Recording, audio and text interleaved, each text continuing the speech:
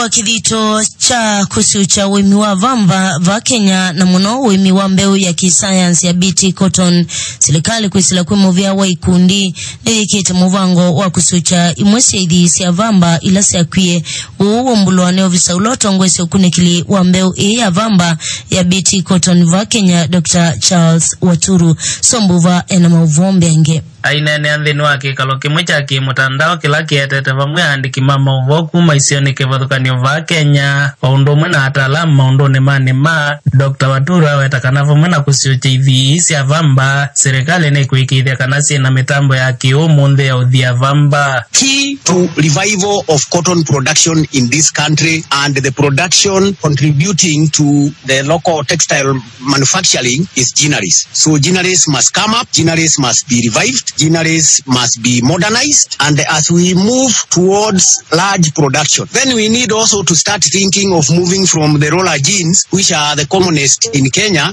probably to sew jeans, which can gin a lot of cotton within a short time. Otaune wa wetakanata nzemwe ya kuikithia mwemini wa kwa atavaita mwingange wemini wa vamba serikali ikaikitha siya vamwena kuketha u vamba ngisi ya gwenesi ya tumeka kusevya siendo ingeta mauta ondo mwena wethio wa indo. We have been talking much more about fiber, which is only 30% of the cotton seed. The seed element is about 70%, and from the seed we can make oil. From the seed we can make livestock feed in terms of cotton cake. The fact that we are going to have a higher production of cotton in this country is also going to open opportunities for other industries related to cotton seed. Director wa ikundi mweta yake serikali ila yethetu ithangasya wemi wake sayansi va Kenya kwa isito International Service for Acquisition of Agribiotech Applications Dr. Karembo awetakanake lungu cha miongo monza na thanthatu yulwa na chava mbolotho gwenduniani ni wake sayansi kana BT.